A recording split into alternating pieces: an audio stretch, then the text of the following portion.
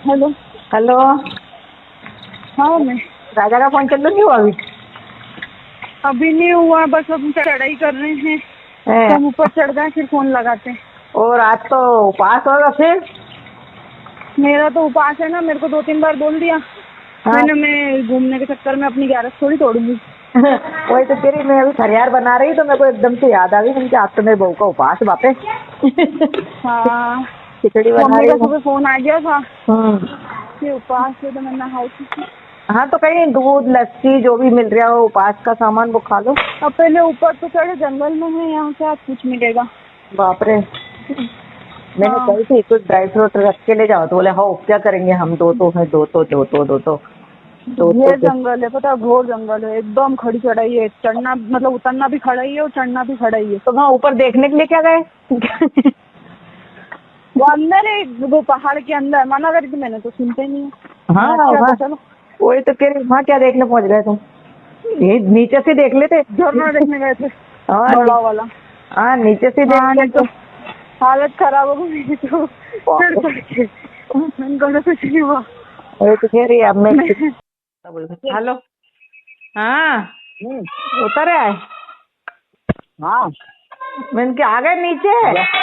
कहाँ पे हो तुम, ऊपर पहाड़ पे कि नीचे? अब जाके पहुंचा ऊपर में। रात को नीचे रुके थे? हाँ कुछ खाने का मिला कि नहीं मिला?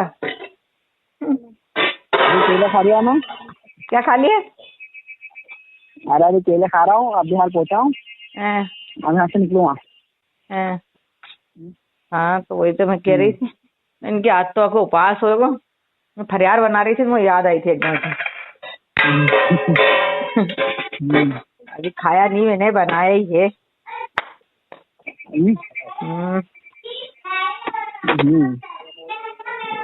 ओ खा लो। क्या झरना देखने गया? ऊपर क्या देखने गया? ऊपर क्या देखने गया? ऊपर क्या देखने गया? नीचे देखने तो ना झरना। तो झरना नीचे से दिख जाता। नीचे इतना दूर था। हाँ वो इसके झरना देखने के लिए तो वहां से गया। वो तो अपन को वहां से लगता है। तो ऊपर चढ़ चढ़ के न नीचे उतर के देख भी लगा। नहीं अच्छी जगह थी। जगह थी। वीडियो बना के ला भी रहा हो कि नहीं? अच्छी जगह दो वीडियो बना रख के ला रहा हो कि नहीं? डल तो ही नहीं रहा तेरे वीडियो, तो डल नहीं रहा। क्या क्या देख रहा था? क्या क्या देख के आ रहा तू? नेट नहीं चल रहा। क्या रहा? नेट नहीं चल रहा। नेट नहीं चल रहा? अरे नेट नहीं चल रहा। नेट चालू हुआ। नेट नहीं चल रहा वहाँ को, बस घूम रहा हुआ तो। अब कितने दिन बचे तेरे? 2 दिन और? 2 दिन और बचे। तो आज तो बहुत थक जाएंगे ऐसे पढ़ेंगे इनके। आज तो खूब थक जाएंगे, आज तो खूब थक गए होंगे ना। हनीमून पर पति का मर्डर, 17 दिन तक पत्नी गायब। कहानी पहले ही किसी थ्रिलर फिल्म जैसी लग रही थी, लेकिन अब इस केस में एक ऐसा मोड़ आया है जिसने पुलिस से लेकर आम लोगों तक सबके होश उड़ा दिए। आरोपी पत्नी सोनम रघुवंशी का प्रेगनेंसी टेस्ट, जिसकी रिपोर्ट ने इस पूरे केस में भूचाल ला दिया है। क्या है इस रिपोर्ट में और कैसे ये रिपोर्ट इस मर्डर मिस्ट्री का रुख पलट सकती है? ये कहानी है राजा रघुवंशी और सोनम रघुवंशी की। इंदौर में 11 मई को दोनों की शादी होती है। नई नई शादी, नए नए सपने, और इन्हीं सपनों को जीने के लिए दोनों हनीमून पर निकलते हैं, खूबसूरत वादियों वाले मेघालय। लेकिन किसे पता था कि यह हनीमून उनकी जिंदगी का आखिरी सफर बन जाएगा। 23 मई को यह कपल अचानक गायब हो जाता है। फिर 10 दिन बाद 2 जून को पति राजा की लाश एक गहरी खाई में मिलती है। पत्नी सोनम का कोई अता पता नहीं, सब हैरान परेशान। लेकिन कहानी में असली ट्विस्ट तो अब आना बाकी था। तो हुआ यह है कि जो सोनम 17 दिनों से लापता थी, वो अचानक उत्तर प्रदेश के गाजीपुर में मिलती है। और अब वो इस केस की विक्टिम नहीं, बल्कि पति की हत्या की मुख्य आरोपी है। उसे मेघालय पुलिस ने उसके 3 कथित साथियों आकाश, विशाल और राज कुशवाहा के साथ पकड़ा। लेकिन अब जो सबसे लेटेस्ट और शॉकिंग अपडेट है, वो जुड़ा है सोनम के मेडिकल टेस्ट से। सोमवार को सोनम का एक डिटेल्ड मेडिकल चेकअप हुआ। 3 महिला डॉक्टरों की टीम ने उसकी जांच की और इसी जांच का हिस्सा था एक प्रेगनेंसी टेस्ट। इस टेस्ट की रिपोर्ट इनकंक्लूसिव आई है, मतलब ना पॉजिटिव ना नेगेटिव, साफ साफ कुछ भी पता नहीं चल पाया। अब आप सोच रहे होंगे कि इससे क्या फर्क पड़ता है, तो फर्क पड़ता है और बहुत बड़ा फर्क पड़ता है। डॉक्टर्स का कहना है कि शुरुआती प्रेगनेंसी में कई बार रिजल्ट क्लियर नहीं आते, इसलिए अब 1 हफ्ते बाद सोनम का अल्ट्रासाउंड करवाया जाएगा और यही इनकंक्लूसिव रिपोर्ट इस केस का नया एंगल बन गई है। जांच एजेंसियों के कान खड़े हो गए हैं। क्यों? क्योंकि अगर सोनम प्रेग्नेंट निकलती है तो सवाल उठेगा कि यह बच्चा किसका है, मारे जा चुके पति राजा का या फिर उस शख्स का जिसके साथ सोनम के अफेयर की बातें हो रही हैं। यह एक ऐसा सवाल है जो मर्डर के मोटिव यानी मकसद को पूरी तरह से बदल सकता है। मेडिकल जांच के दौरान एक और बात सामने आई। सूत्रों के मुताबिक सोनम बेहद डरी हुई और मानसिक रूप से परेशान लग रही थी। वो काफी कमजोर भी थी। उसे बार बार एनर्जी ड्रिंक और जूस देने पड़ रहे थे। हालांकि उसके शरीर पर कोई बाहरी चोट के निशान नहीं मिले हैं। चलिए अब आपको थोड़ा पीछे लेके चलते हैं और पूरी कहानी को जोड़कर देखते हैं। 11 मई इंदौर में राजा और सोनम की शादी। मिड मई कपल हनीमून के लिए मेघालय रवाना।